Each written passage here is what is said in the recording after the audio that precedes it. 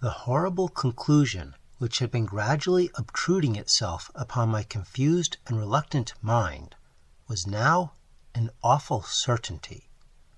I was lost, completely, hopelessly lost, in the vast and labyrinthine recesses of the Mammoth Cave. Turn as I might, in no direction could my straining vision seize on any object capable of serving as a guidepost to set me on the outward path.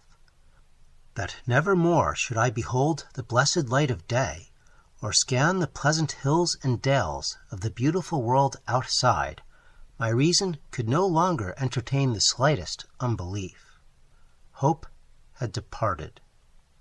Yet, indoctrinated as I was by a life of philosophical study, I derived no small measure of satisfaction from my unimpassioned demeanor. For although I had frequently read of the wild frenzies into which were thrown the victims of similar situations, I experienced none of these, but stood quiet as soon as I clearly realized the loss of my bearings. Nor did the thought that I had probably wandered beyond the utmost limits of an ordinary search cause me to abandon my composure even for a moment. If I must die, I reflected, then was this terrible yet majestic cavern as welcome a sepulchre as that which any churchyard might afford, a conception which carried with it more of tranquillity than of despair. Starving would prove my ultimate fate. Of this I was certain. Some, I knew, had gone mad under circumstances such as these, but I felt that this end would not be mine. My disaster was the result of no fault save my own, since unbeknown to the guide I had separated myself from the regular party of sightseers, and wandering for over an hour in forbidden avenues of the cave, had found myself unable to retrace the devious windings which I had pursued since forsaking my companions.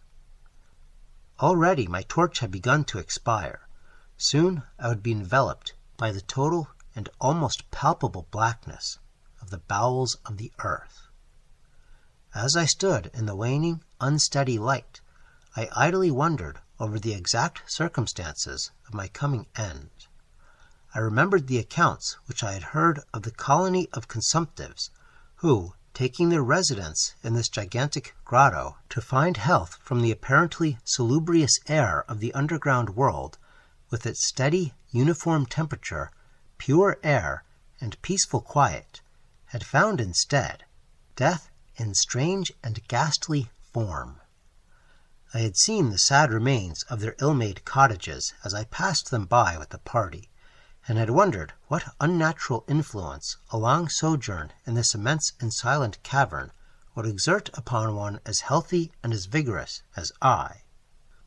Now, I grimly told myself, my opportunity for settling this point had arrived, provided that want of food should not bring me too speedy a departure from this life.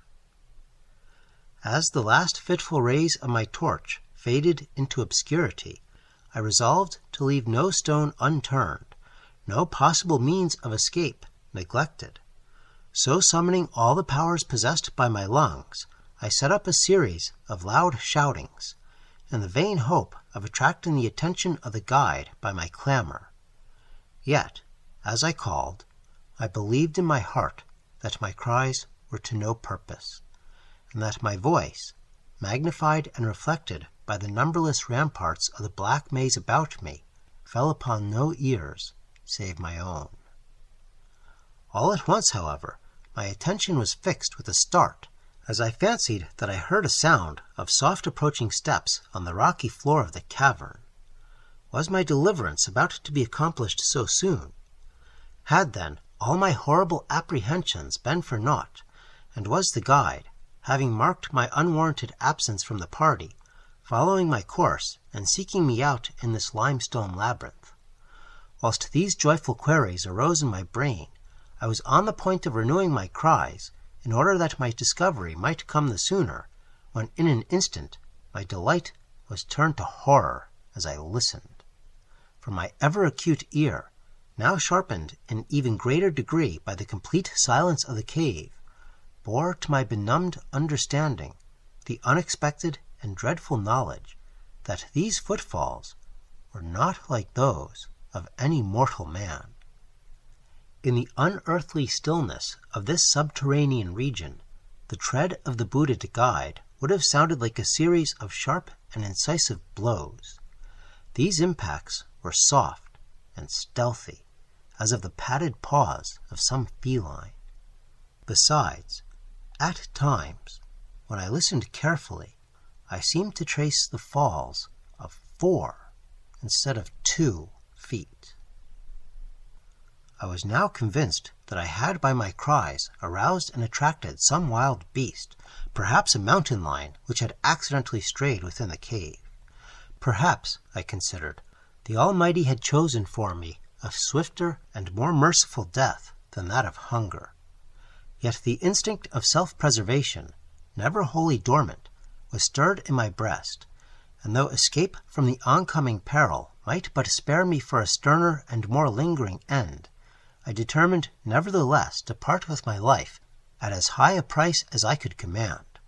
Strange as it may seem, my mind conceived of no intent on the part of the visitor save that of hostility. Accordingly, I became very quiet, in the hope that the unknown beast would, in the absence of a guiding sound, lose its direction as I had, and thus pass me by. But this hope was not destined for realization, for the strange footfalls steadily advanced, the animal evidently having obtained my scent, which in an atmosphere so absolutely free from all distracting influences as is that of the cave, could doubtless be followed at great distance. Seeing, therefore, that I must be armed for defense against an uncanny and unseen attack in the dark, I groped about me for the largest of the fragments of rock which were strewn upon all parts of the floor of the cavern in the vicinity, and grasping one in each hand for immediate use, awaited with resignation the inevitable result. Meanwhile, the hideous pattering of the paws drew near. Certainly, the conduct of the creature was exceedingly strange. Most of the time, the tread seemed to be that of a quadruped, walking with the singular lack of unison betwixt hind and 4 feet.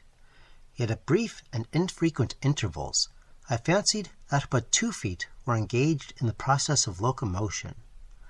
I wondered what species of animal was to confront me.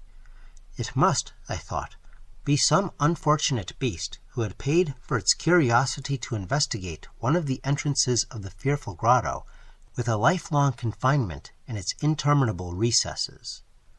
It doubtless obtained as food the eyeless fish, bats, and rats of the cave, as well as some of the ordinary fish that are wafted in at every freshet of Green River, which communicates in some occult manner with the waters of the cave.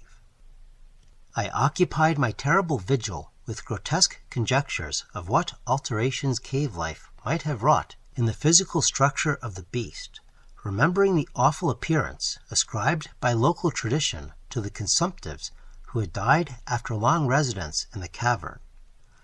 Then I remembered with a start that, even should I succeed in killing my antagonist, I should never behold its form, as my torch had long since been extinct, and I was entirely unprovided with matches.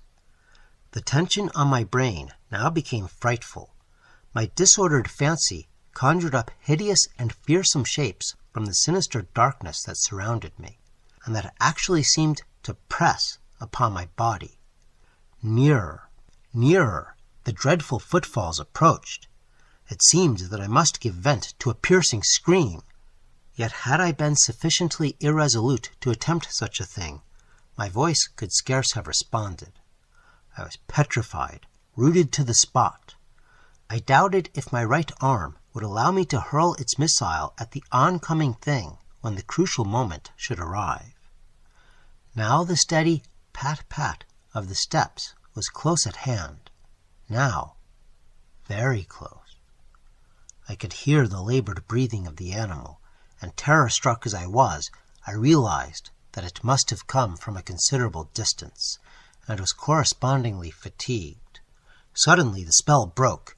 My right hand, guided by my ever-trustworthy sense of hearing, threw with full force the sharp-angled bit of limestone which it contained, toward that point in the darkness from which emanated the breathing and pattering, and, wonderful to relate, it nearly reached its goal, for I heard the thing jump, landing at a distance away, where it seemed to pause. Having readjusted my aim, I discharged my second missile, this time most effectively, for with a flood of joy I listened as the creature fell in what sounded like a complete collapse, and evidently remained prone and unmoving. Almost overpowered by the great relief which rushed over me, I reeled back against the wall. The breathing continued in heavy, gasping inhalations and expirations, whence I realized that I had no more than wounded the creature. And now all desire to examine the thing ceased. At last, something allied to groundless, superstitious fear had entered my brain, and I did not approach the body, nor did I continue to cast stones at it in order to complete the extinction of its life. Instead, I ran at full speed in what was, as nearly as I could estimate in my frenzied condition, the direction from which I had come. Suddenly, I heard a sound, or rather, a regular succession of sounds. In another instant, they had resolved themselves into a series of sharp metallic clicks. This time, there was no doubt. It was the guide. And then I shouted, yelled, screamed, even shrieked with joy, as I beheld in the vaulted arches above the faint and glimmering effulgence which I knew to be the reflected light of an approaching torch. I ran to meet the flare, and before I could completely understand what had occurred, was lying upon the ground at the feet of the guide, embracing his boots, and gibbering, despite my boasted reserve, in a most meaningless and idiotic manner, pouring out my terrible story, and at the same time overwhelming my auditor with protestations of gratitude. At length I awoke to something like my normal consciousness. The guide had noted my absence upon the arrival of the party at the entrance of the cave, and had, from his own intuitive sense of direction, proceeded to make a thorough canvass of the by-passages just ahead of where he had last spoken to me, locating my whereabouts after a quest of about 4 hours. By the time he had related this to me, I, emboldened by his torch and his company, began to reflect upon the strange beast which I had wounded but a short distance back in the darkness, and suggested that we ascertain, by the rushlight's aid, what manner of creature was my victim. Accordingly, I retraced my steps, this time with a courage born of companionship, to the scene of my terrible experience. Soon we descried a white object upon the floor, an object whiter even than the gleaming limestone itself. Cautiously advancing, we gave vent to a simultaneous ejaculation of wonderment, for of all the unnatural monsters either of us had in our lifetimes beheld, this was in surpassing degree the strangest. It appeared to be an anthropoid ape of large proportions, escaped, perhaps, from some itinerant menagerie. Its hair was snow-white, a thing due no doubt to the bleaching action of a long existence within the inky confines of the cave, but it was also surprisingly thin, being indeed largely absent save on the head, where it was of such length and abundance that it fell over the shoulders in considerable profusion. The face was turned away from us as the creature lay almost directly upon it. The inclination of the limbs was very singular, explaining, however, the alternation in their use which I had before noted, whereby the beast used sometimes all 4, and on other occasions but 2, for its progress. From the tips of the fingers or toes, long nail-like claws extended. The hands or feet were not prehensile, a fact that I ascribed to the long residence in the cave, which, as I before mentioned, seemed evident from the all-pervading and almost unearthly whiteness, so characteristic of the whole anatomy.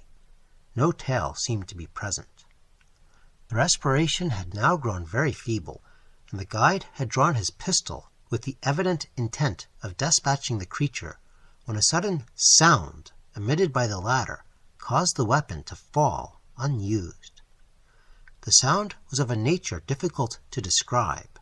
It was not like the normal note of any known species of simian, and I wondered if this unnatural quality were not the result of a long-continued and complete silence, broken by the sensations produced by the advent of the light, a thing which the beast could not have seen since its first entrance into the cave.